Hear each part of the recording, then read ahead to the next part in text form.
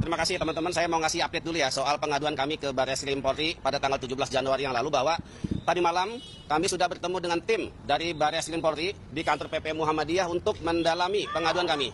Kami sudah sampaikan secara gamblang terkait dengan siapa dalang di balik pemagaran laut dan soal HGB palsu itu. Dan mudah-mudahan dalam waktu yang cepat Mabes Polri akan segera menetapkan ya dalam kasus pemagaran laut ini dan sekarang sudah masuk dalam tahap penyelidikan. Itu yang pertama. Lalu yang kedua terkait dengan kunjungan kami ke KPK, kami juga tadi meminta konfirmasi kepada pimpinan KPK apakah Agwan masih berstatus tersangka dalam kasus korupsi tahun 2016. Itu yang perlu diklarifikasi karena sejauh ini kami belum mendapatkan update apakah dia statusnya tersangka atau tidak. Karena informasinya Agwan pernah dilakukan pencegahan untuk ke luar negeri.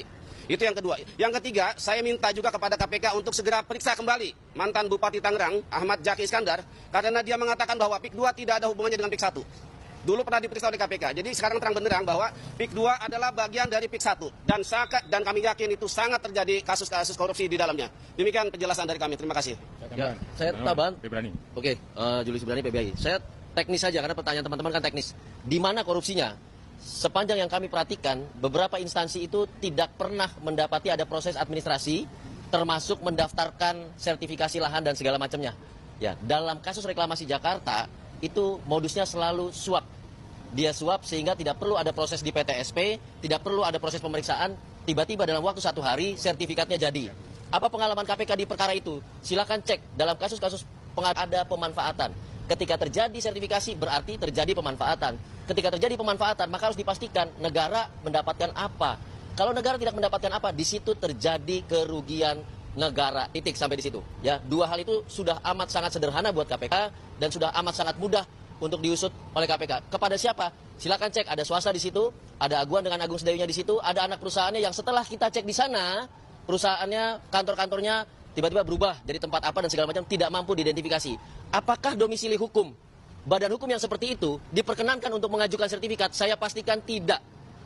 Seseorang yang mengajukan sertifikasi lahan, itu domisili hukumnya harus jelas. Harus ada pemeriksaan, ini kantornya bodong, perusahaannya bodong atau tidak. Tapi setelah kami cek, semua berubah, tutup, tidak ada staf dan segala macamnya. Pak Gufron sudah di lapangan. Artinya apa? Ada dugaan, tanda kutip, itu adalah badan-badan hukum yang fiktif, yang dipakai sebagai nomini. Di lapangan kami temukan juga bahwa banyak KTP warga tanpa izin digunakan sebagai nomini dari pemilik-pemilik sertifikat itu. Tanya KPK, istilah nomini ini istilah momok buat KPK. Dia adalah modus untuk mengaburkan korupsi-korupsi yang dilakukan. Jadi ini indikatornya sangat mudah lah bagi KPK untuk memeriksa itu. Dan yang paling penting, yang paling penting adalah kita bicara ini untuk siapa? Bukan untuk Said Didu, bukan untuk Abraham Samad. Masyarakat di sana semua terdampak. Nelayan yang tadinya hanya butuh 1 drum untuk melaut, sekarang butuh 3 drum karena dia harus keliling jauh. Ya, itu bahayanya juga sangat ada di depan mata. Kenapa? Tidak ada plang, tidak ada lampu. Sewaktu-waktu dia bisa menabrak dan tenggelam di laut itu.